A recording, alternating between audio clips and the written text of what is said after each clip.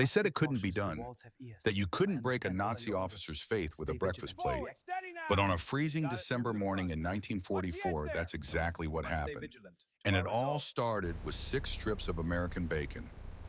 December 15th, 1944, 6:47 in the morning. The mess hall at Camp Aliceville, Alabama stood quiet except for the sound of plates sliding across wooden tables. Steam rose from coffee cups in the cold air. Outside, frost covered the exercise yard, but inside, the smell of breakfast filled every corner of the room. Smoky, salty, rich. The kind of smell that makes a starving man's knees weak. Major Friedrich Weber stood at the entrance to the mess hall, his Wehrmacht uniform pressed despite 18 months of captivity.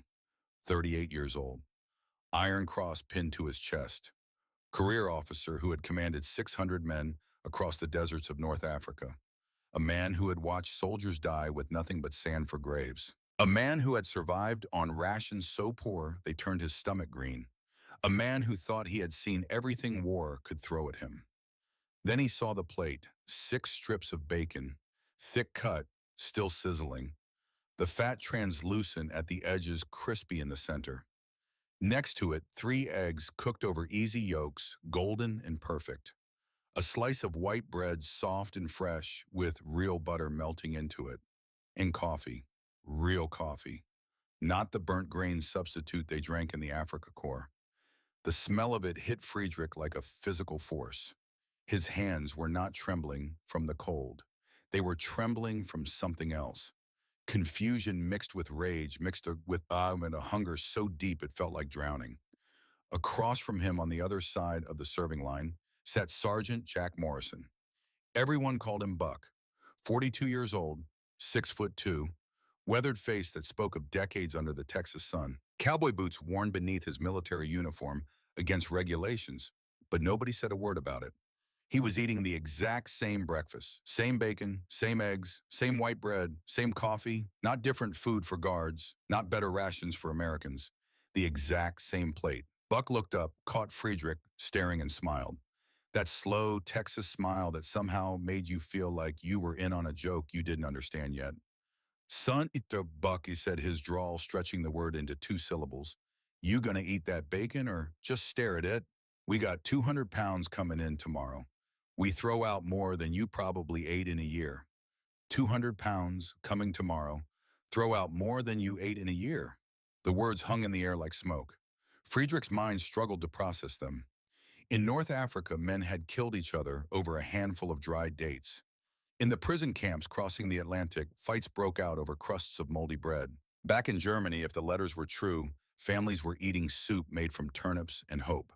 But here in this prisoner of war camp in rural Alabama, the Americans had so much bacon they threw it away.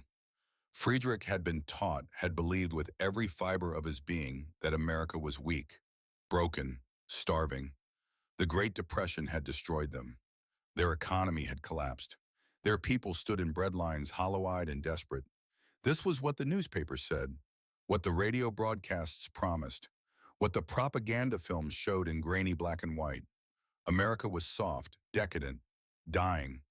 Victory was certain because German discipline would triumph over American weakness. But starving people don't make bacon from surplus pigs.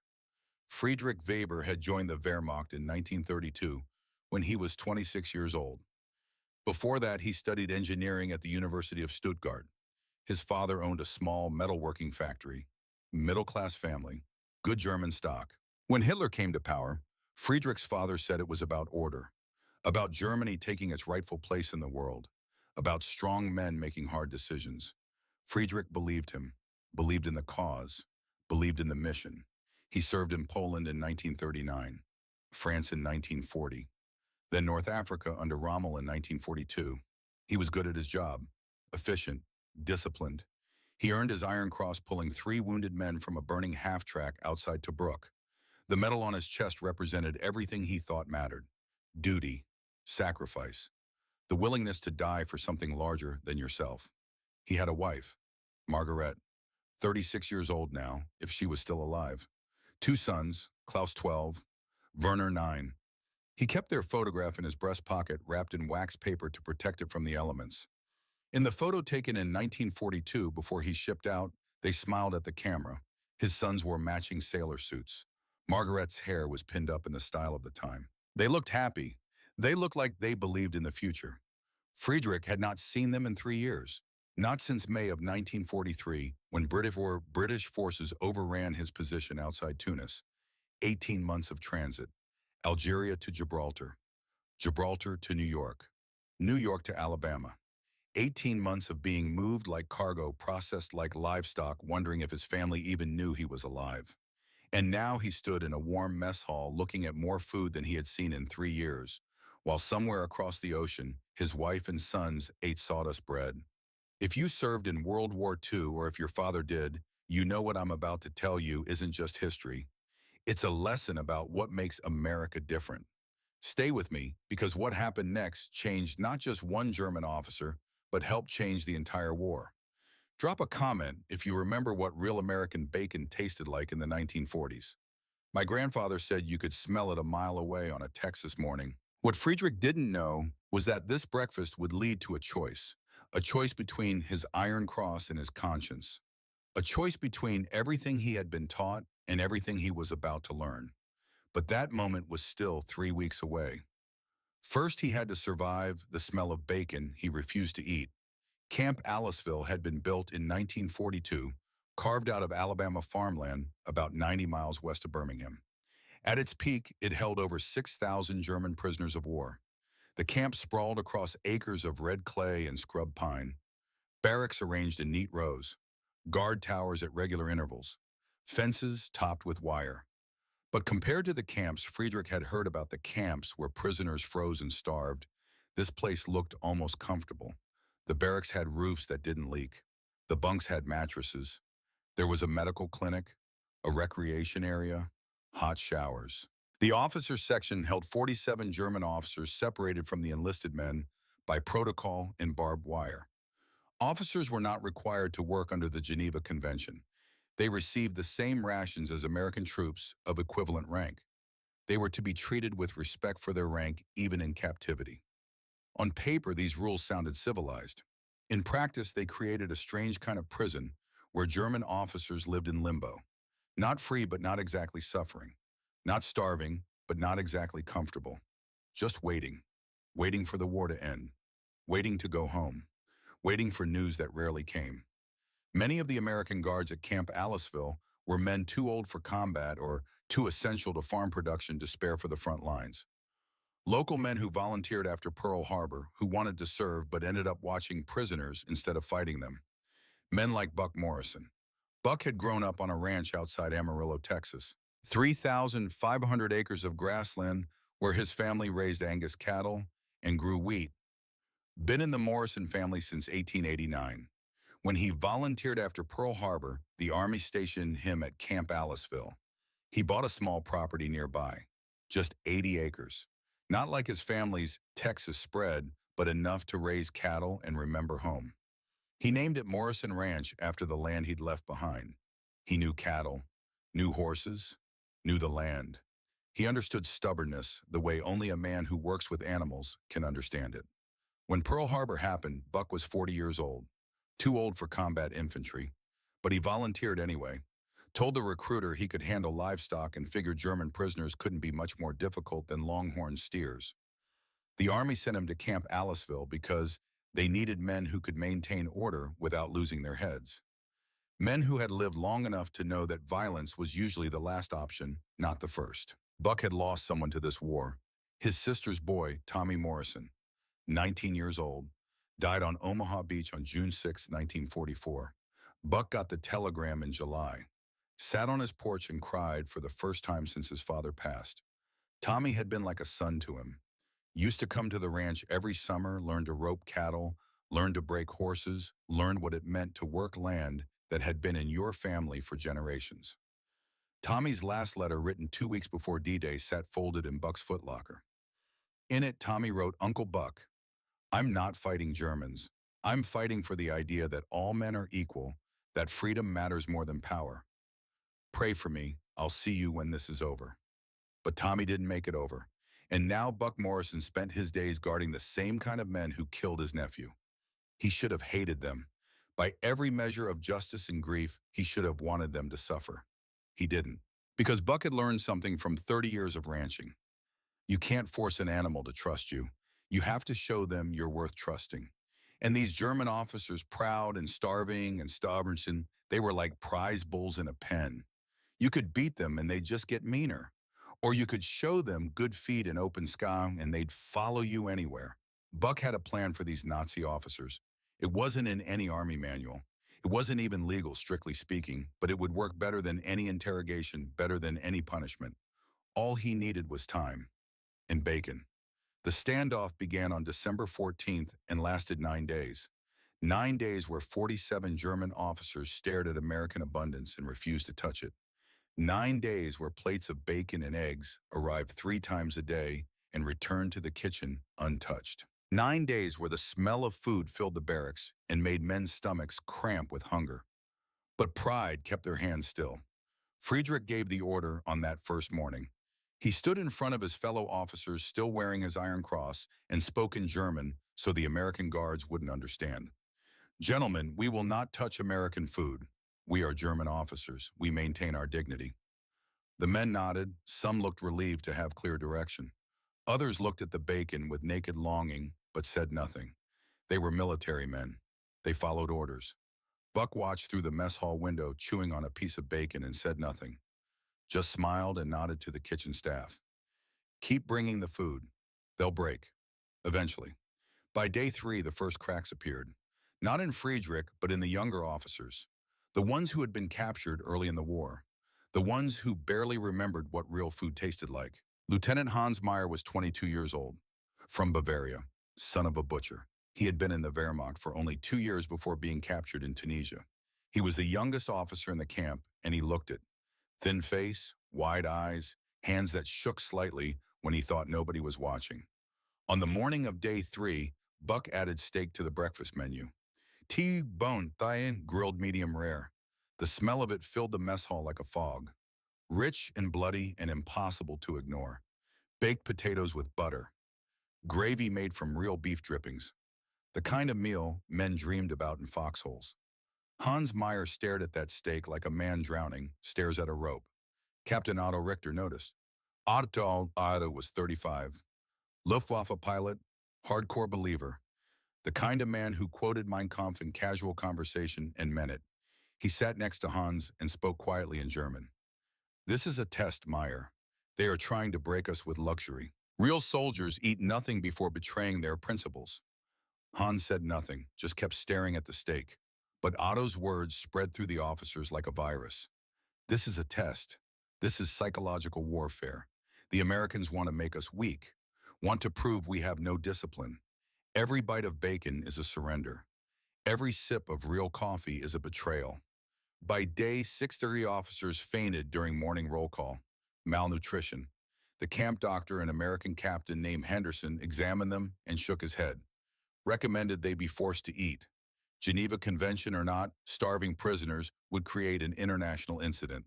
But Buck Morrison disagreed, politely, firmly. They ain't starving, Doc. They're choosing. Big difference. Man chooses not to eat, that's his right. We keep offering, they keep refusing. Eventually nature wins. Always does. Dr. Henderson didn't look convinced, but he didn't override Buck either. Buck had a reputation at the camp. Quiet authority, the kind of man other men listened to even when they disagreed. So the doctor filed his report, and the food kept coming. On the morning of day 9, December 22nd, Hans Meyer walked to Friedrich's bunk before dawn. The barracks were still dark, most men still asleep or pretending to be. Hans's boots made no sound on the wooden floor. He stood beside Friedrich's bunk and whispered, "Sir, I need to speak with you." Friedrich sat up. Even after 9 days of refusing food, he maintained military bearing, back straight, eyes alert. "What is it, Lieutenant?" Hans glanced around, making sure no one else was listening close enough to hear. Then he leaned in and spoke quietly, urgently in German. "Sir, my father owned a butcher shop in Munich. I know meat. I know how it's prepared, how it's smoked, what quality looks like.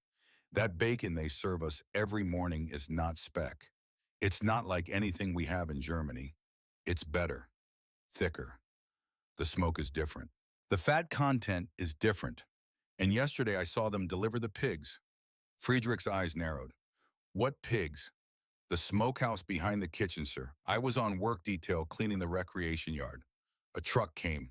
Local farmer. He delivered 40 hogs. 40. Live animals, healthy fat. The guards bought them from him like it was nothing. Paid cash. Then they slaughtered them right there. I watched the whole thing. Hans's voice was shaking now, not from fear, but from the weight of what he was saying. Sir, they're not importing this bacon. They're not rationing it from some central supply. They're making it here, on the camp grounds, from local pigs that local farmers are selling them. Do you understand what that means? Friedrich understood. God help him, he understood. It meant America had so many pigs they could afford to buy them in bulk just to feed prisoners. It meant the food chain hadn't collapsed. It meant the agricultural system was functioning so well that a single camp in rural Alabama could purchase 40 hogs without even filing special paperwork. It meant everything the propaganda said about American starvation and economic collapse was a lie. Hans continued, his words coming faster now, like a dam breaking. And the eggs, sir, fresh eggs, every morning. That means chickens. Lots of chickens. And the bread is baked daily. I can smell the yeast. That means flour supplies are abundant. And the coffee is real. Not ersatz, not burnt grain, real coffee beans. From where, South America? How does a country that's supposedly starving import coffee beans? Friedrich said nothing. He was doing math in his head. Terrible math, math that added up to conclusions he didn't want to reach. 40 hogs at Camp Aliceville, but Aliceville was just one camp. How many POW camps in America? Hundreds. If each camp was buying local livestock, if each camp had access to fresh eggs and real coffee and flour for daily bread, then the agricultural capacity of the United States was not just functional. It was abundant, absurdly abundant. Meanwhile, in Germany, his wife and sons were eating potato soup if they were lucky, sawdust bread, turnips. The letters from Margaret, when they came, spoke of hunger like it was weather, constant, unavoidable, just the way things were now. Hans was still talking, his voice barely above a whisper. Sir, I counted the cattle yesterday, in the fields around the camp. Over 200 head, just grazing. Nobody watching them too closely. Nobody worried about theft. That's wealth, sir. That's abundance. You don't let cattle graze unwatched unless you have so many you can afford to lose some. Friedrich finally spoke. His voice was flat, controlled, betraying nothing of the chaos in his mind. Return to your bunk, Lieutenant. We will discuss this later. But Hans didn't move. He stood there in the dark barracks, 22 years old and starving, and seeing the cracks in everything he'd been taught. Sir, with respect, I don't think I can keep refusing the food. Not because I'm weak, but because refusing it doesn't change anything. Germany's not winning because we starve ourselves in Alabama, and accepting food that's offered under Geneva Convention doesn't make us traitors. It just makes us men who are choosing to survive. Friedrich looked at Hans for a long moment, saw himself at 22, believed everything his father told him, believed in order and discipline and the certainty that Germany was right. Saw how easy it was to believe when you'd never seen proof otherwise. Dismissed, Lieutenant. Hans saluted and returned to his bunk. But the damage was done. The question was asked. The seed was planted. If they lied about American starvation, what else was a lie? Friedrich lay back on his bunk and stared at the ceiling. Could smell bacon cooking for breakfast. Could hear his stomach growl. Could feel the weight of his iron cross against his chest. Could remember his father's voice. Friedrich, a man's worth, is in his discipline, his order, his rank. But what if all that discipline was in service of a lie? At 1400 hours that same day, December 22nd, Buck Morrison stood in the guard tower overlooking the exercise yard. Next to him stood Corporal Jim Tucker. Everyone called him Red for his shock of rust-colored hair. Red was 28, farm boy from Oklahoma. Good kid. Little too eager sometimes, but his heart was in the right place. Red watched the German officers through binoculars. They were doing calisthenics, trying to maintain strength despite 9 days of minimal food. Some of them could barely complete a push-up. "They gonna break soon?" Red asked. Buck pulled a piece of jerky from his pocket and chewed it slowly before answering.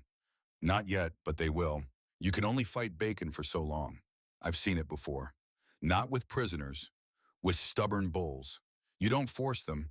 You just keep putting out good feed. Eventually nature wins. Body overrules pride. Red lowered the binoculars. What if they don't break? What if they just keep starving themselves? Buck smiled, that knowing grin that held 30 years of wisdom about stubborn creatures. Then we try the secret weapon. Red perked up. What secret weapon? Something I learned from ranching. Something these German boys have never experienced. But I can't use it yet. Timing's gotta be right. Gotta wait for the moment when they're right on the edge. When one more push will tip them over. Red wanted to ask what the secret weapon was, but Buck's tone made it clear the conversation was over. Some things you didn't push. Not with Buck Morrison. Below them in the yard, Friedrich finished his push-ups and stood breathing hard. Looked up at the guard tower. Looked right at Buck, even though he probably couldn't see him clearly from that distance. Something in that look. Not hatred, not fear, something else. Question, maybe, or recognition. The look of one stubborn creature acknowledging another. Buck nodded, even though Friedrich couldn't see it.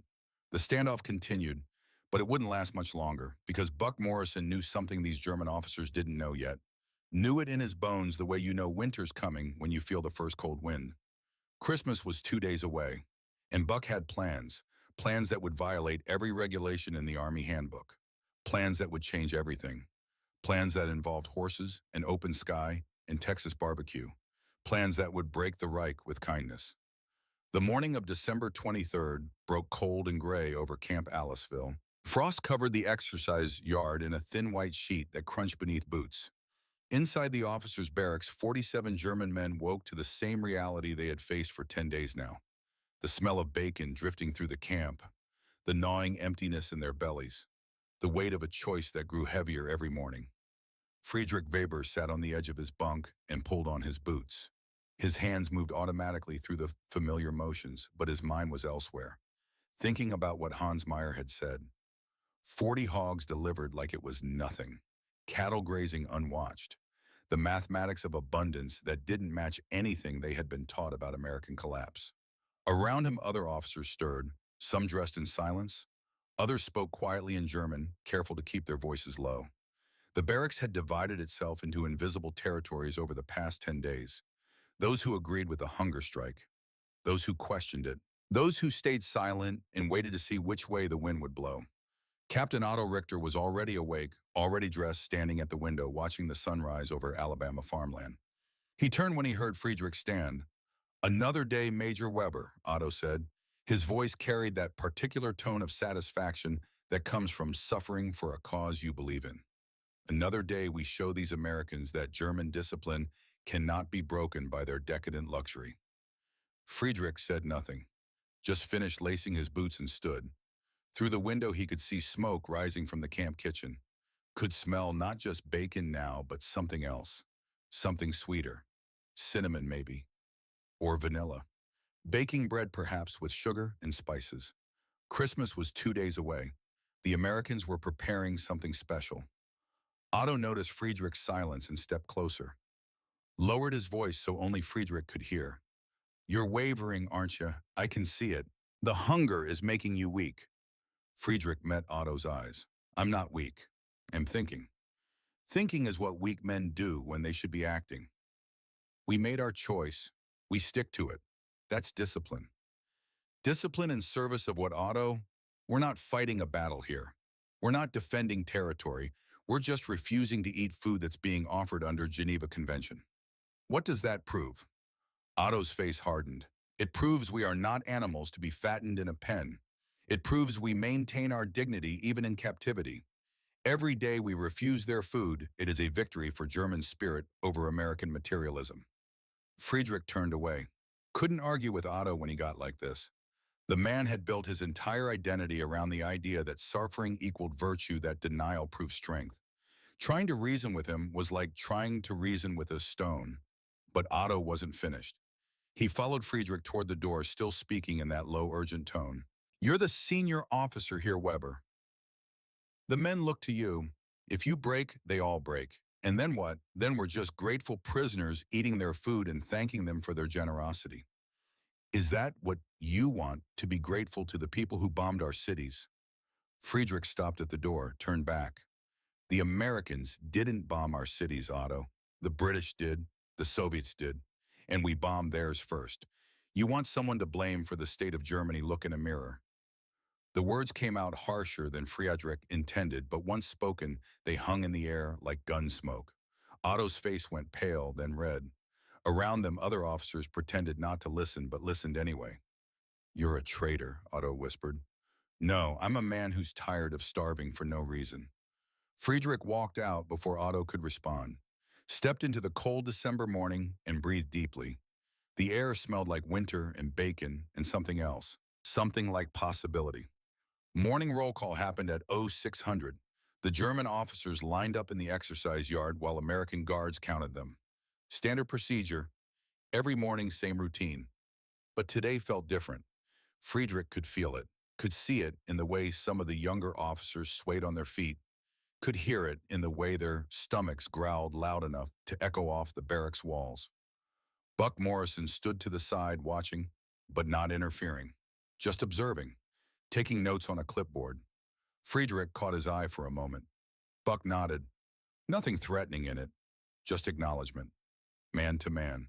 When roll call finished, the officers filed into the mess hall for breakfast, same as every morning. But today something had changed. The plates that arrived were different, not just bacon and eggs anymore, not just steak and potatoes. Today the kitchen staff brought out platters piled high with food Friedrich hadn't seen since before the war. German food, or American attempts at German food.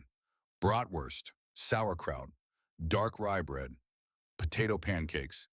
And in the center of each table, like a centerpiece, a plate of fresh baked strudel, apple strudel. The smell of cinnamon and sugar filled the entire hall. Friedrich stared. Around him, other officers stared. This wasn't just American abundance anymore. This was something else. This was the Americans showing they could make German food. Could make it better than Germans could make it now, with real ingredients and real butter and real sugar. Buck Morrison stood at the entrance to the mess hall, arms crossed, watching the German officers' reactions. He spoke loud enough for everyone to hear. Figured y'all might be missing home cooking, so we had our kitchen staff try their hand at some of your traditional dishes. Now I ain't saying it's as good as your grandmother's made, but it's food, real food, and it ain't gonna eat itself. The translator repeated Buck's words in German. But most of the officers understood English well enough by now. They got the message. Friedrich watched as Lieutenant Hainsmeyer's eyes filled with tears. The young man stared at the bratwurst like he was seeing a ghost. Probably remembering his father's butcher shop in Munich. Probably remembering Sunday dinners before the war, when food was abundant and families were together and the future looked bright instead of ash-covered. Hans reached for a piece of bratwurst. His hand shook, stopped halfway, looked at Friedrich, asking permission without words. This was the moment. Friedrich knew it. Everyone knew it. Whatever choice he made right now would ripple through the entire officers' section, would determine whether 47 men continued to starve themselves or whether they acknowledged reality and accepted what was being offered. Otto Richter stood at the far end of the hall, watching, waiting, ready to pounce on any sign of weakness. Friedrich made his choice. He picked up a fork, cut a piece of bratwurst, put it in his mouth. The flavor hit him like a train, savory, rich, real meat seasoned with real spices. His body responded immediately, saliva flooding his mouth, stomach cramping with need, every cell screaming for more. He chewed slowly, swallowed, reached for another piece. Around the hall, like dominoes falling, other officers began to eat. Hans Meyer grabbed bratwurst with both hands and ate like a starving man, which he was. Tears ran down his face, but he didn't stop eating. Other young officers followed, then the middle-aged ones, then even some of Otto's supporters unable to resist the pull of real food any longer. Within 10 minutes, half the officers in the hall were eating. Otto Richter slammed his fist on the table. The sound echoed like a gunshot. He stood face red with rage and shouted in German, "Traitors, all of you! You betray everything Germany stands for!" Friedrich set down his fork, stood, faced Otto across the mess hall, spoke in German so every man would understand. Germany stands for nothing, Otto. Not anymore. Germany is rubble and ash and widows counting bodies. We're not betraying Germany by eating. We already betrayed Germany by following madmen into a war we couldn't win. This, he gestured at the food, this is just survival. And if you're too proud to survive, that's your choice. But don't call me a traitor for choosing to live. The hall went silent. Even the American guards stopped moving, sensing the weight of the moment, even if they couldn't understand the words. Otto's hand moved to his collar, to the place where his military decorations would have been if prisoners were allowed to wear them. His voice when he spoke was cold and precise. You're no longer fit to lead these men, Weber. I'm taking command. Friedrich almost laughed. On whose authority? We're prisoners, Otto. There is no command structure here. There's just 47 men trying to survive until we can go home. And you're welcome to starve yourself for whatever imaginary principle makes you feel righteous. But you don't speak for me, and you sure as hell don't speak for these men.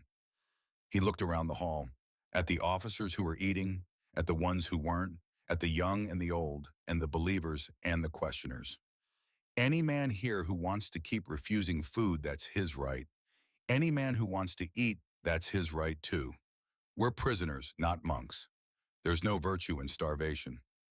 Friedrich sat back down and picked up his fork, continued eating. The choice was made. The line was drawn. Otto Richter stood for another moment, face twisted with fury and something else. Something that looked almost like fear. Because if German discipline couldn't hold in a prison camp in Alabama, what did that say about everything else they believed? If men could be broken by bratwurst and bacon, what else might break? Otto turned and walked out of the mess hall. 12 officers followed him, die-hard believers, true Nazis who would rather starve than admit they might be wrong. They left their plates untouched and returned to the barracks.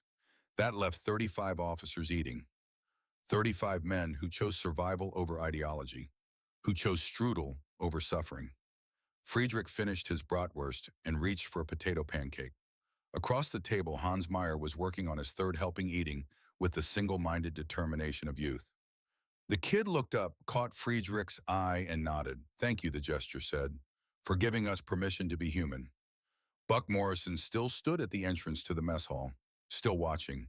He caught Friedrich's eye and smiled that easy grin, tipped his head in acknowledgement, one stubborn creature to another. You win this round, the gesture said, but the game's not over. What Friedrich didn't know was that Buck Morrison had been counting on exactly this outcome, had been planning for it, because a man who's eaten real food after 10 days of starvation, a man who's chosen survival over pride, that man is ready for the next step, ready to have his worldview challenged, ready to see things he's never seen before. Buck turned to Corporal Red Tucker, who stood nearby, taking notes. Get the truck ready for tomorrow morning, and call my ranch. Tell them we're coming. Red's eyebrows shot up. Tomorrow, Christmas Eve, you really doing this? Yep, time for the secret weapon. The secret weapon. Buck had been saving it, waiting for the right moment. The moment when the German officers were fed but still off balance, still questioning, still trying to reconcile what they had been taught with what they were experiencing. You couldn't convince a man with words that everything he believed was wrong, but you could show him, could put him on a horse under open sky and let him work and eat real food around a fire with real men, could treat him like a human being instead of a prisoner, could demonstrate through action that American values weren't just propaganda. They were lived reality. Buck had learned this from 30 years of ranching, had learned that you change minds by changing experiences, by showing instead of telling, by letting men discover truth on their own instead of forcing it down their throats. Tomorrow he would take 10 German officers to his ranch, would put them on horses, would let them move cattle across Alabama grassland, would cook them barbecue the way his grandfather taught him, would show them what America really was beneath all the propaganda and politics and war. And if it worked, if these 10 officers saw what Buck wanted them to see, they would carry that truth back to the barracks, would spread it like wildfire, would undermine Nazi ideology more effectively than any lecture or film or interrogation. Because you couldn't argue with a man who'd been shown kindness by his enemy. You couldn't maintain hatred in the face of genuine hospitality. And you couldn't believe propaganda about American weakness when you'd seen American abundance with your own eyes and felt it fill your belly. That afternoon, while the officers who had eaten rested in their bunks and the officers who hadn't paced like caged wolves, Buck Morrison sat in the camp commander's office, explaining his plan. Colonel William Bradford was 52 years old, career military, fought in the First World War, ran Camp Aliceville by the book, but wasn't afraid to bend rules when the situation called for it. He listened to Buck's proposal with increasing concern. Let me see if I understand correctly, Sergeant Morrison. You want to take 10 German prisoners of war officers who have sworn allegiance to Hitler to your private ranch, 12 miles from camp, with minimal guard supervision on Christmas Day, and let them ride horses and handle livestock and basically operate as free men for 8 hours. Buck nodded. Yes, sir, that's about right. You realize this violates approximately 17 different regulations. You realize if even one of these men attempts escape, it's your career. You realize the risk you're taking. I do, sir. Colonel Bradford leaned back in his chair, studied Buck's face, saw something there that made him pause. Why risk it? Buck took his time answering, chose his words carefully. Colonel, I've been watching these men for 6 months now.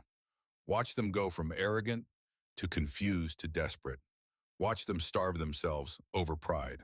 Watch them break this morning when they realized American abundance is real, not propaganda. They're right on the edge, sir, right on the edge of questioning everything they've been taught. One more push and they flip completely. Become allies instead of enemies. But it's got to be the right push. And you think taking them to your ranch is the right push. I know it is, sir, because I've done this before. Not with prisoners, with animals, with men who thought they knew better than me. You can't force change. You got to create conditions where change happens naturally, where men choose it themselves because they see it's the truth. The colonel was quiet for a long moment. Then he pulled out a form, started writing. I'm approving this under the classification of agricultural labor detail. The prisoners will be supervised by 4 armed guards at all times. Any escape attempt will be met with appropriate force. You will return all prisoners to camp by 2000 hours. And Sergeant Morrison, yes, sir. If this goes wrong, if even one thing goes sideways, I will personally see you court-martialed and drummed out of the service. Are we clear? Crystal clear, sir. The colonel signed the form and handed it to Buck. Merry Christmas, Sergeant. God help us both. Buck took the form and stood. Thank you, sir. You won't regret this. Already regret it, but something tells me you're right. These men need to see something that changes their minds. And maybe a ranch in Alabama is exactly the classroom they need. That evening, Buck walked through the officers' barracks with a translator. Stopped at Friedrich Weber's bunk. Friedrich looked up from a letter he was writing. Major Weber got a proposition for you. Friedrich set down his pen. Waited. My ranch is 12 miles from here. Got 400 head of cattle need move into winter pasture. My hands all went to war. I'm short. Your record says you commanded panzer reconnaissance before the infantry. Before that, you rode horses. That true? Friedrich nodded slowly. I trained in cavalry, yes. Good. Tomorrow's Christmas. I'm taking 10 prisoners to my ranch. You'll ride horses, move cattle, work like cowboys. Then we cook a real Texas barbecue. Brisket ribs all you can eat. You'll be back by nightfall. MPS will escort, but you'll be on horseback under open sky. American sky. You interested? Friedrich's mind raced. This had to be a trick. Had to be some kind of test or trap. Prisoners doing civilian work with minimal guard. On horses at a private ranch, it violated every expectation of how prisoners should be treated. From across the barracks, Otto Richter's voice cut through the quiet. It's a trick, Weber. They'll shoot us, claiming escape attempt. Buck heard the translator and smiled, spoke loud enough for the whole barracks to hear. Son, if I wanted you dead, you'd be dead. I'm offering you a day as a man, not a prisoner. Take it or leave it. Makes no difference to me. Got plenty of other men who'd jump at the chance. He turned to walk away. Wait, Friedrich said. Buck stopped, turned back. I'll go, for reconnaissance purposes, to assess American agricultural capabilities. Buck's smile widened. Sure, reconnaissance. Whatever helps you sleep at night. Be ready at 0800. Wear warm clothes. Alabama wind cuts different than Texas wind. He walked away, leaving Friedrich staring after him. Hans Meyer appeared at Friedrich's elbow, eyes bright with excitement. You're really going, sir? Apparently. Can I come too? Friedrich looked at the young lieutenant, saw hope there, saw curiosity, saw a young man who wanted desperately to believe the world was bigger and better than the propaganda promised. If Morrison approves the roster, then yes, you can come. Hans practically bounced with excitement, started to walk away, then turned back. Sir, why did Morrison agree when you said reconnaissance? He knows that's not why you're really going. Friedrich considered the question, thought about Buck Morrison's knowing smile, his easy confidence, the way he offered challenge without threat. Because, Lieutenant, he knows the same thing I know. It doesn't matter why I say I'm going. What matters is why I actually go. And we both know it's not for reconnaissance. Why then, sir? Friedrich looked out the window at the Alabama stars. So bright, so different from the smoke-covered skies over Germany. Because I need to see it. Need to see what America really is when nobody's trying to sell me propaganda or break my spirit. Need to see if all this abundance is real or theater. And if it's real, need to understand what that means about everything I've believed. Hans nodded slowly. And if it changes your mind about Germany, about the war, then my mind changes. Truth is truth, Lieutenant. Doesn't matter if we like it or not. If you were in Friedrich's boots, starving and proud and suspicious, would you have accepted Buck Morrison's offer? Would you have climbed onto that truck knowing it could be a trap? What would your father or grandfather have done? Let us know in the comments, because what Friedrich decided that night would ripple through the next 40 years of his life. Outside in the guard tower, Buck Morrison watched the stars and thought about tomorrow. Thought about his nephew Tommy, who died believing in American values. Thought about how the best way to honor that sacrifice wasn't revenge. It was proof. Proof that Tommy was right. That freedom mattered. That treating men like men, even enemies, was the strongest weapon any nation could wield. Tomorrow, 10 German officers would ride American horses across American land, would work alongside American guards like equals, would eat American food cooked by American hands, would see abundance not as privilege but as normal, as the baseline of how free people lived when governments didn't strangle them. And if Buck was right, if his 30 years of ranching, stubborn creatures taught him anything useful, those 10 men would never see the world the same way again. The secret weapon wasn't a weapon at all. It was just truth. Lived truth. Demonstrated truth. The kind of truth that can't be argued with or propagandized away. The kind that settles into your bones and changes everything. Tomorrow, Buck Morrison would deploy it, and the Reich, already crumbling under military pressure, would take another hit. This one quiet. This one invisible. This one aimed straight at the hearts of men who thought they knew what America was. They had no idea. But they were about to find out. Christmas Eve morning broke clear and cold, the kind of cold that makes breath visible and turns grass to crystal. Friedrich Weber stood in the exercise yard at 0730, wearing his warmest clothes and wondering if he had made a terrible mistake. Around him, 9 other German officers waited. Hans Meyer, 6 others who had broken the hunger strike, and 2 from Otto's group who had quietly changed their minds overnight. 4 American guards stood nearby. Buck Morrison, Red Tucker. 2 others Friedrich didn't know well. All armed, all watching, but not with hostility, with something else. Anticipation, maybe, or curiosity about how this experiment would unfold. A military truck pulled up to the gate, canvas-covered bed, wooden benches inside. Not a prison transport, just a regular work vehicle. Buck gestured toward it. Load up, gentlemen. 12-mile drive. Try not to get too comfortable. This ain't a pleasure cruise. The officers climbed into the truck bed, sat on hard benches facing each other. The guards climbed in after them. Engines started with a cough and rumble.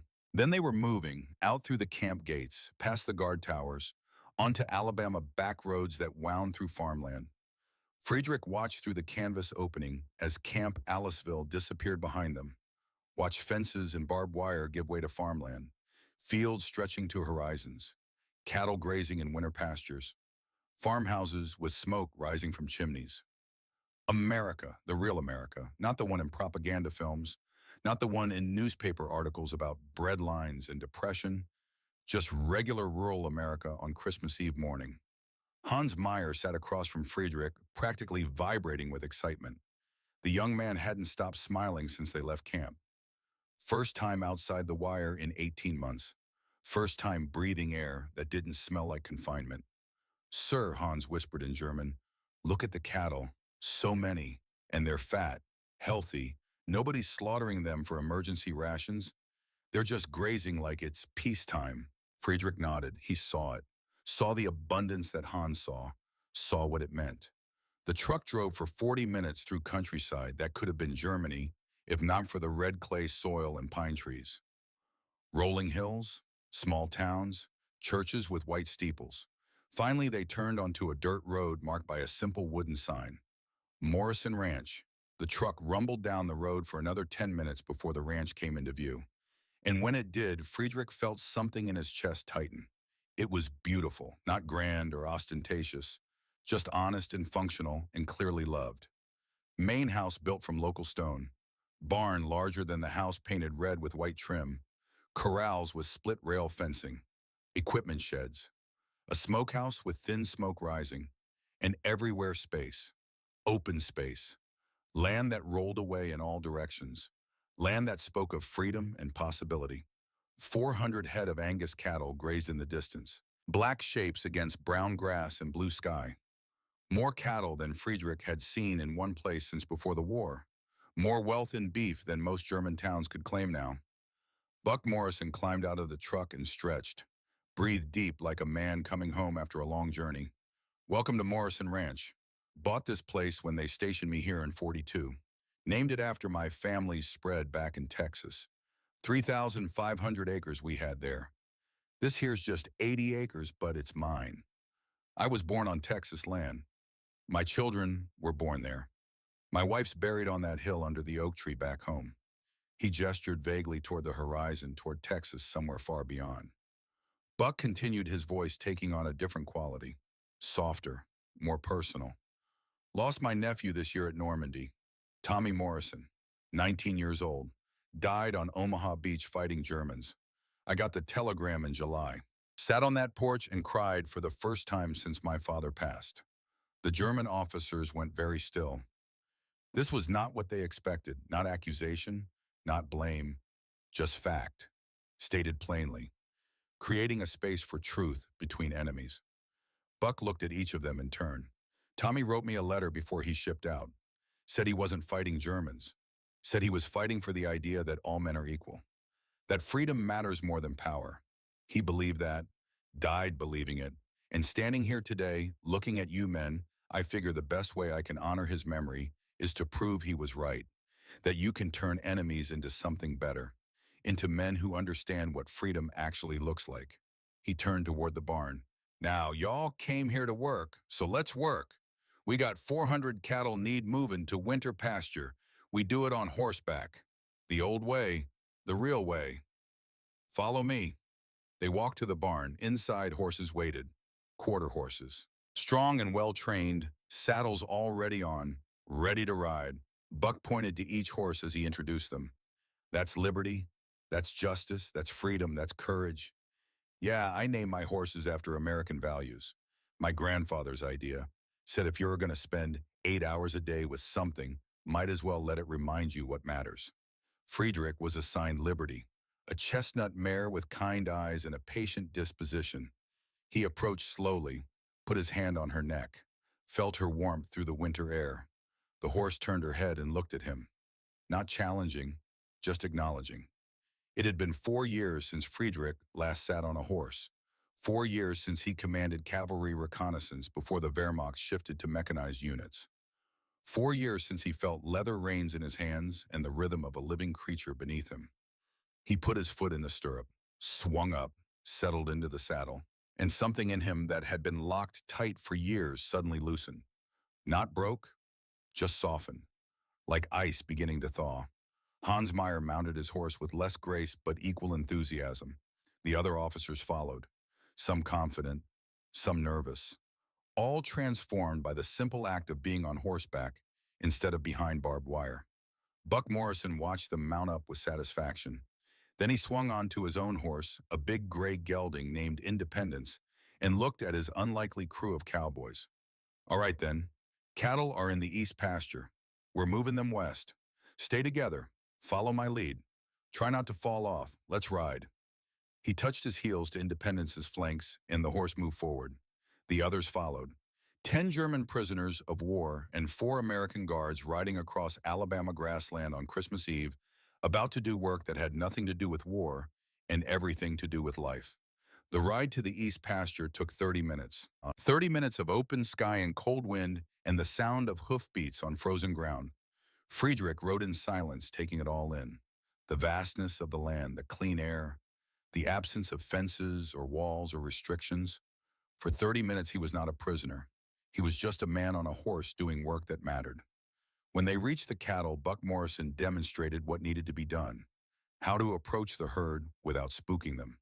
How to cut out the leaders and get them moving. How to work the edges and keep stragglers from wandering off. It was hard work, physical work, the kind that made you forget about politics and propaganda and war, the kind that reduced existence to simple problems with simple solutions. Move the cattle, keep them together, get them to the new pasture.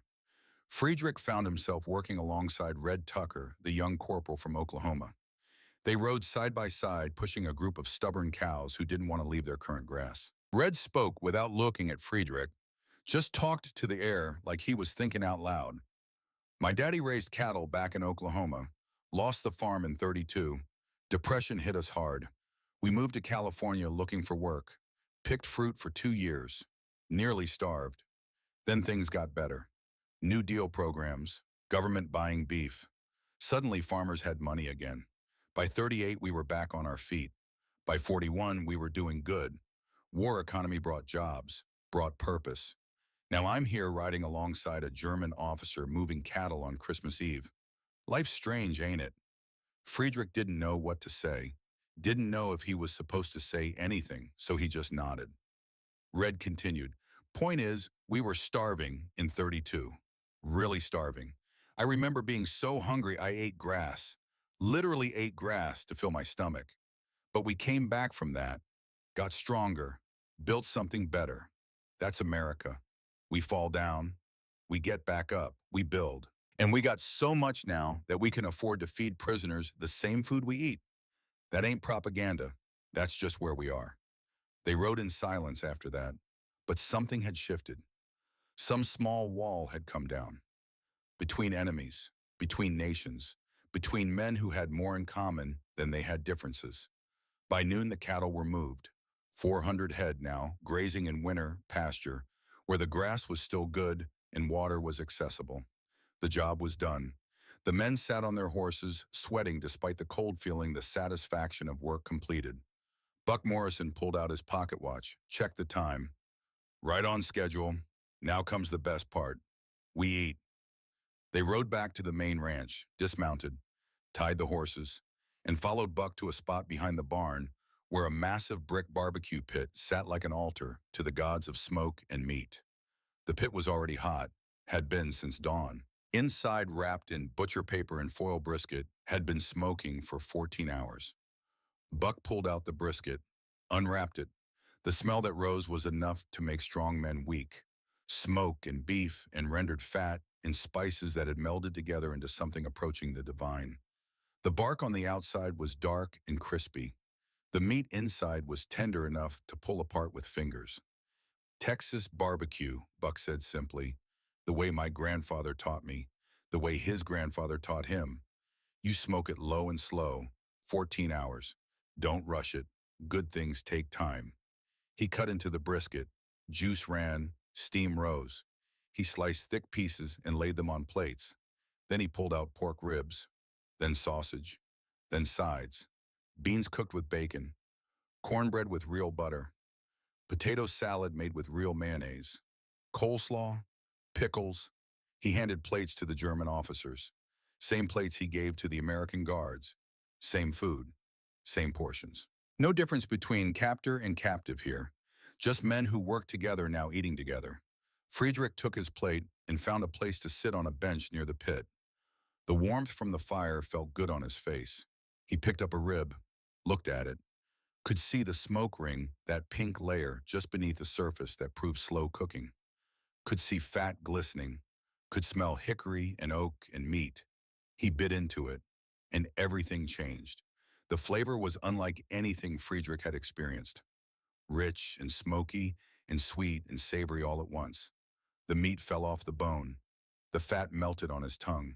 His body responded with pure animal pleasure, every sense suddenly alive, every nerve firing.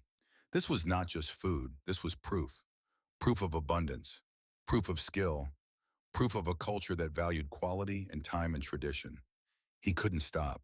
Ate that rib, then another, then brisket, then sausage, then cornbread dripping with butter. His stomach compressed from 10 days of hunger strike protested the sudden influx of rich food. He didn't care, kept eating. Around him, other German officers were having the same experience. Hans Meyer had barbecue sauce on his face and tears in his eyes. Other men ate in silence, too overwhelmed to speak. Even the two officers from Otto's group, the die-hard believers, ate with abandon. Ideology has no power over truly great barbecue. Buck Morrison sat nearby eating his own plate at a leisurely pace, watching the Germans with satisfaction. This was what he had planned for, this moment, when men who had been taught that America was weak and decadent discovered that America was actually abundant and skilled and confident enough to share that abundance even with enemies. Friedrich set down his empty plate and looked at Buck, really looked at him. Saw a man who had lost family to this war, a man who had every reason to hate Germans, a man who chose instead to show them kindness. Not weakness, not surrender, kindness, the kind that comes from strength, from certainty, from values so deep they can't be shaken by circumstance. Why, Friedrich asked. His English was accented but clear. Why do this? Why treat us this way? Buck set down his own plate, wiped his hands on a cloth, considered the question. Because Tommy died believing that freedom and dignity matter, that treating people right matters. And if I turn around and treat you wrong just because you're German, then what did he die for? Just revenge, just more hate. Nah, he died for something bigger. Died for the idea that we're all just men. That what makes America special ain't our weapons or our wealth. It's our values. And values only mean something if you live them, even when it's hard, especially when it's hard. He stood, walked to the edge of the property where you could see for miles. Friedrich followed. They stood together looking at Alabama stretching to the horizon. You know what I think, Buck said. I think this war is already over. Not officially, not yet, but it's over. Germany's beat, not just militarily, ideologically, because everything Hitler told you about America was backwards. We ain't weak, we ain't starving, we ain't broken. We're strong enough to fight a war on two continents and still have enough left over to feed our prisoners better than you fed your own troops. That's not propaganda, that's just math. Friedrich said nothing, couldn't argue. The evidence was literally in his stomach. Buck continued, so the question ain't whether Germany loses, that's settled. Question is what happens after. Do you go home full of hate and bitterness, or do you go home understanding something different? Understanding that maybe the world doesn't have to be about strong men and weak men, about conquerors and conquered. Maybe it can be about people treating each other right, building things together, sharing abundance instead of hoarding it. He turned to look at Friedrich directly. That's what Tommy believed. That's what I believe. And that's why you're here eating my barbecue on Christmas Eve instead of sitting in a cell. Because I'm betting that you're smart enough to see the truth when it's put right in front of you. As Friedrich stood there on Buck Morrison's ranch eating Texas barbecue, under December ski something was happening 6,000 miles away that he wouldn't learn about for 3 more days. Something that would make this moment even more significant. The Battle of the Bulge was raging, Hitler's last desperate offensive. German forces throwing everything they had at American lines in Belgium. It would fail. Within weeks it would fail, and the Reich would enter its final death spiral. But Friedrich didn't know that yet. All he knew was that he was full for the first time in months, that his body felt strong, that he had done real work and been treated like a real man. and that every single thing he had been taught about American weakness had just been proven catastrophically wrong by a rancher who cooked better barbecue than Friedrich's grandmother. They returned to Camp Alisville at 1930 hours, 30 minutes before curfew. All 10 prisoners accounted for. All 10 guards intact. No incidents, no escape attempts, no problems. Just 10 German officers who climbed off that truck looking different than when they climbed on. Straighter somehow, more present, like men who had been given back something they'd forgotten they lost. Otto Richter was waiting in the barracks. He took one look at Friedrich's face and knew he had lost. "You ate their food," Otto said. Not a question, an accusation. "I did. You betrayed everything." Friedrich walked past Otto to his bunk, sat down, pulled off his boots. His legs ached from riding. His stomach was full, his mind was clear. "No, Otto, I saw everything, and that's worse, because now I know, and knowing changes everything." Over the next 3 days, the ripple effect spread through the officers' barracks like a virus. The 10 men who went to Morrison Ranch told stories about horses and cattle, about work and sky, about barbecue that proved American abundance was real, about a rancher who lost his nephew but still showed kindness, about values lived instead of preached. Other officers listened, questioned, argued, then quietly began to change their minds. Within a week, only Otto and 4 diehards still refused American food. Everyone else ate. Everyone else accepted reality. On January 3rd, a Red Cross officer arrived with mail, newspapers, letters from home. Friedrich received an envelope with German stamps. Return address in Stuttgart, his wife's handwriting. He opened it with shaking hands. The letter was dated November 14th, 7 weeks to cross the ocean, 7 weeks old news. He read it, sitting on his bunk, while around him other officers read their own mail. "My dearest Friedrich, Stuttgart is destroyed. Allied bombers came 3 times in October. Our apartment building is rubble. I could not save anything. Your books, your father's tools, the photographs of your parents, all gone. The boys and I live in your parents' basement now. There is no roof. We cover the opening with canvas. Klaus and Werner are thin, so thin. The rations are potato soup and sawdust bread. Sometimes not even that. Klaus asked me yesterday if pigs in America eat better than Germans. I didn't know how to answer. Your father died in the air raid on October 28th. We buried him with 300 others in a mass grave at the cemetery. There was no coffin, no service, just bodies and dirt. I'm sorry. I know you would have wanted to be there. I still have fever from the influenza, but I am strong. I will survive. Are you eating, Friedrich? Please tell me wherever you are eating. I dream of real meat every night. I dream of you coming home. I dream of peace. All my love, Margaret." Friedrich read the letter 3 times. Each time the words cut deeper. His father was dead. His home was rubble. His family was starving. His wife dreamed of meat while he had just eaten the best barbecue of his life. The guilt was crushing. But it was complicated, because America didn't destroy Stuttgart. Germany's war did. America didn't starve his family. Hitler's decisions did. And sitting in an Alabama prison camp refusing to eat wouldn't save his sons, or bring back his father, or rebuild his city. Hans Meyer noticed Friedrich's face, came over quietly. "Bad news from home, sir." Friedrich handed him the letter. Let the young man read, watched his face fall. "I'm sorry, sir, about your father, about Stuttgart." "Thank you, Lieutenant." They sat in silence for a moment, then Hans spoke quietly. "My father's butcher shop was destroyed too. November raids, Hamburg. He survived, but the shop is gone.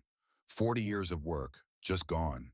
And you know what he wrote to me? He said he was glad I was captured, glad I was in America instead of in Germany.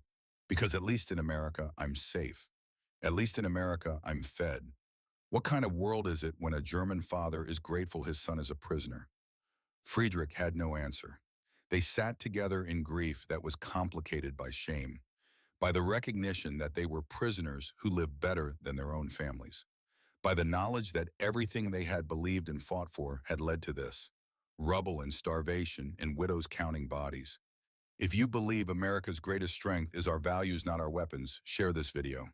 And if you've ever experienced an act of kindness from a former enemy, tell your story in the comments. These stories matter now more than ever. They remind us that humanity can triumph over hatred, that barbecue can be more powerful than bombs, that the truest victory is turning enemies into friends. Friedrich Weber returned to Germany in 1947. The war had been over for 2 years, but repatriation took time. Ships, processing, chaos. He stepped off the transport ship in Hamburg and barely recognized the country. Cities were ruins, people were ghosts. The proud nation he had left in 1942 was gone. In its place, defeat and occupation in the slow, painful work of rebuilding. He found Margaret and his sons living in Stuttgart in a small apartment provided by American occupation forces. Klaus was 17 now, Werner 15, thin but alive. Margarete was 41 and looked 60. The war had aged her, but her eyes still held light when she saw Friedrich walking up the stairs. They held each other and wept. No words necessary. That first night over thin soup that was all they could afford, Friedrich told his sons about Alabama. About a rancher named Buck Morrison, who lost his nephew but still showed kindness. About barbecue and horses and open sky. About the moment he realized everything he had believed was wrong. Klaus, who was old enough to remember the propaganda, asked the question Friedrich knew was coming. Father, did we fight for nothing? Did all those deaths mean nothing? Friedrich thought about the question for a long time before answering. We fought for a lie, but we learned truth. And truth once learned becomes something you can build on. Germany has to rebuild now, not just buildings, values. And we can't rebuild on lies. We have to rebuild on what's true.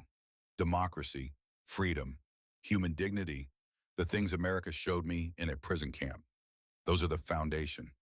He became an advocate for democracy in the new West Germany, spoke at town halls, wrote articles, told anyone who would listen that America won not because they had better tanks, because they had better values, because they treated their enemies like human beings, because abundance shared is more powerful than scarcity hoarded. Some people listened. Some called him a traitor. He kept talking anyway, because Buck Morrison had given him something in Alabama, had given him truth, and truth demanded action. 20 years passed. Friedrich built a life, built a business. Import-export trade between Germany and America, helped rebuild Stuttgart, watched his sons grow into men. Klaus got a job with Ford Motor Company in Germany. Werner became a teacher. Both married, both had children of their own. But Friedrich never forgot Alabama, never forgot Morrison Ranch, never forgot the debt he owed to a man who showed him kindness when he deserved punishment. In the summer of 1965, Friedrich booked a flight to America, told Margaret he had business in Alabama, which was true, just not the kind of business she imagined. He rented a car in Birmingham, drove down familiar roads until he found the dirt road marked Morrison Ranch. 20 years. 20 years since he had ridden these roads as a prisoner. 20 years since he tasted barbecue that changed his life. 20 years wondering if Buck Morrison was still alive, still ranching, still showing stubborn creatures that kindness was strength. He pulled up to the ranch house. It looked the same. Little older, little more weathered, but fundamentally unchanged. He got out of the car, walked to the door, knocked. Buck Morrison opened it. 20 years older, 63 now, more gray, more lines around the eyes, but still wearing cowboy boots, still standing straight, still had that weathered smile. Recognition took 5 seconds. Then Buck's grin widened. Well, I'll be damned, Major Weber. Just Friedrich now. They stood there looking at each other, two men who had been enemies, who had become something else, something harder to define. I came to say thank you, Friedrich said. For what? Some barbecue 20 years ago.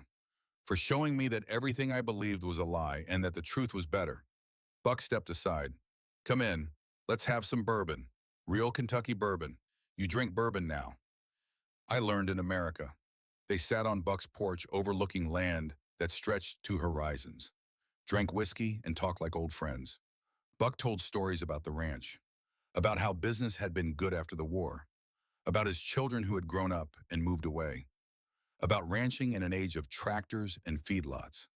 Friedrich told Buck about Germany, about the rebuilding, about democracy taking root, about his sons working and raising families, about the new Germany that was emerging from the ashes of the old. Then Buck asked the question that mattered. Did it work that Christmas day in 44? Did it change you like I hoped?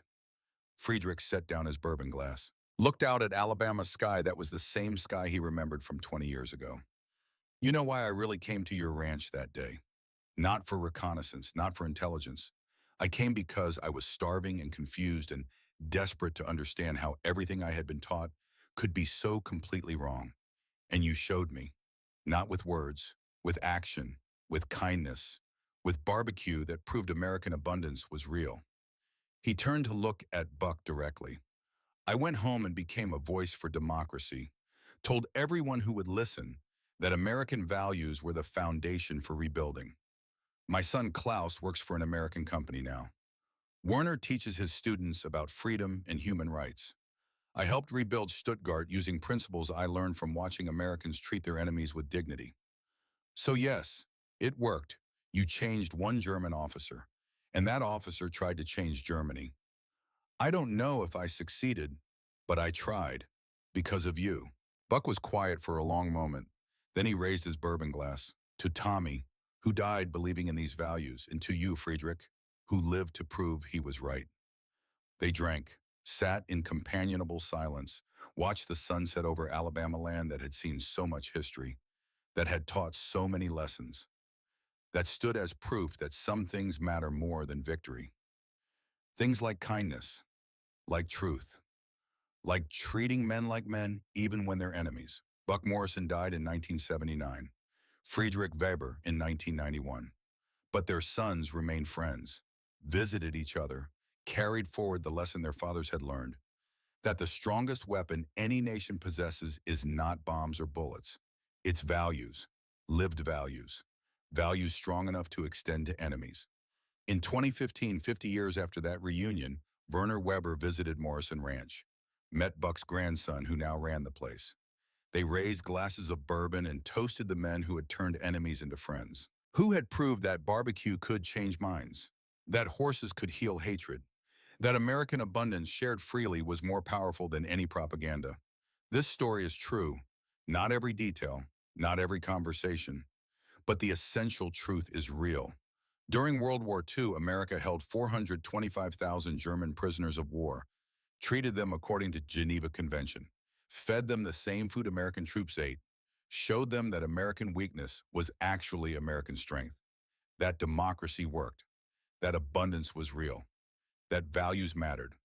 After the war, surveys showed that 74% of German POWs returned home with favorable views of American values.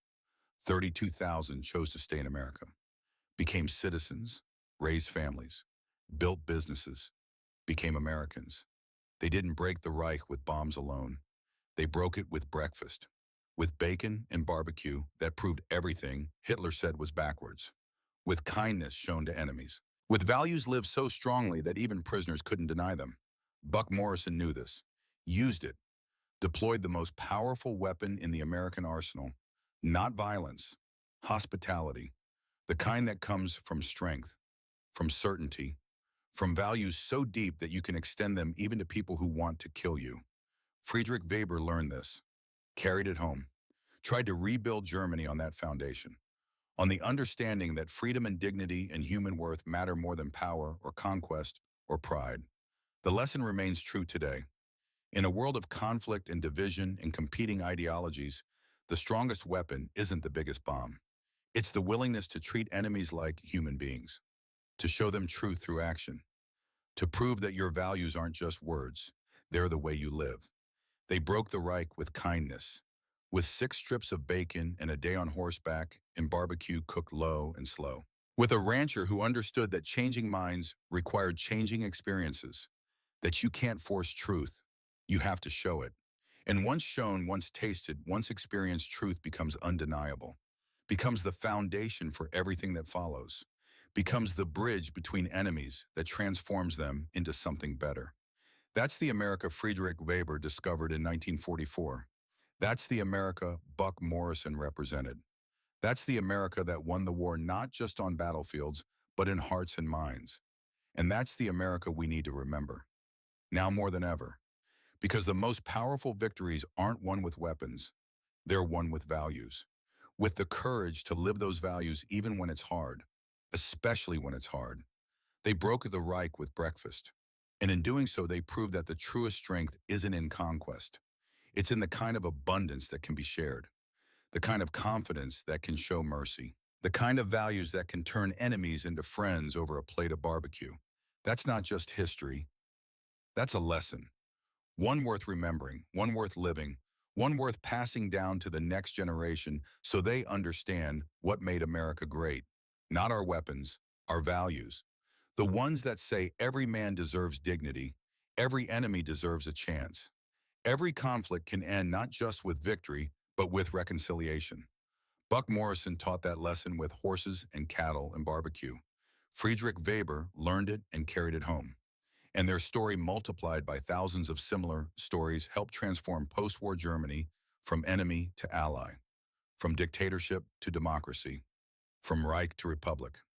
All because some men understood that the strongest weapon is truth, and truth tastes like barbecue on a cold December day, smoky and rich and undeniable. The kind that fills your belly and changes your mind and proves that abundance shared is more powerful than scarcity hoarded. They broke the Reich with kindness, and the world is better for it.